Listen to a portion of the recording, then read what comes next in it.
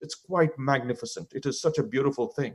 In my view, the most beautiful and complicated thing in the world is not in the stars, it's not in the skies, it is inside each of us. It's in our little children, it's in our friends. And we are understanding how the brain works. And we understand, for example, where empathy and insight and emotion and morality and intuition, all these things come from.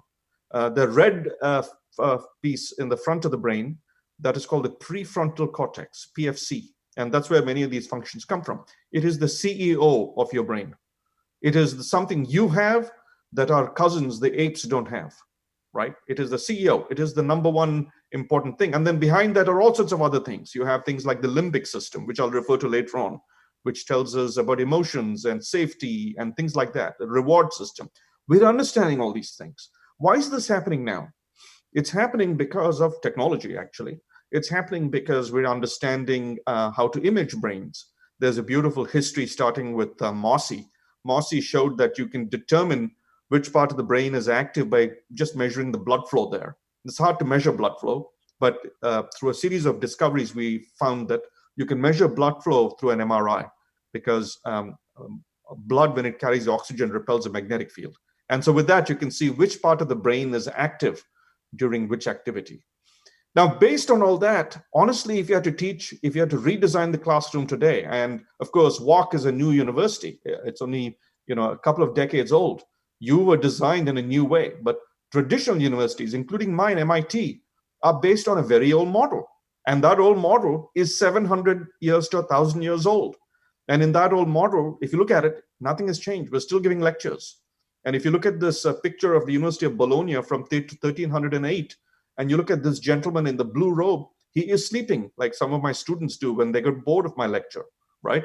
And you can see that these two are talking to each other, and this guy is looking at his Facebook feed. So nothing has changed in 700 years.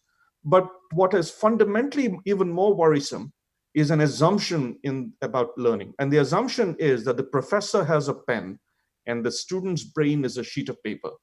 And that's a very unfortunate assumption.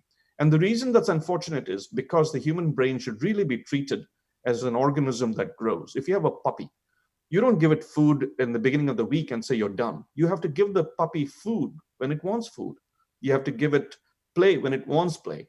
But we, in our factory model, have ignored that. And we just declare victory when the professor has given the lecture and walked off. And we don't pay attention to the fact that the student has to take these little tidbits of information and organize them into a treasury that will serve him or her well for life. And if you actually think about it that way, you begin to realize that it's actually more complicated. You see, the way the brain works, you remember I pointed at the forehead and I said that's called the prefrontal cortex, the CEO of the brain, right? You can think of that prefrontal cortex as a little cartoon. And the cartoon I use is that of a leprechaun, just because leprechauns are cute, all right? And the leprechaun, what this leprechaun does is every time your eyes and your ears come to knowledge, or if you're visually impaired, your fingers, when you come across a little bit of knowledge, the leprechaun goes and picks up that stuff, has to quickly run back and then recast the information in a way that makes sense to you and then put it away. Now, it turns out that's a very tiring task. And when the leprechaun is doing that, by the way, just to remind you, the leprechaun is the executive function, the CEO. And this action of recasting information is what we variously call consolidation, integration, sense-making, saliency, why is this important, connecting the dots. Now, after about 10 minutes, you know what happens? The leprechaun goes to sleep because he needs a rest. There's only so much he can do. Now, when that going to sleep happens, really what the brain is doing is it's connecting the dot. It's digesting the information. And the technical term for this is it's called mind wandering. Literally, the brain has to wander after 10 minutes. But think about it, every lecture in every classroom today is 45 minutes, 90 minutes, 1 hour. And at 10 minutes, you've lost the students. And that's because of nature. And no amount of shaking your finger at the student is going to change that.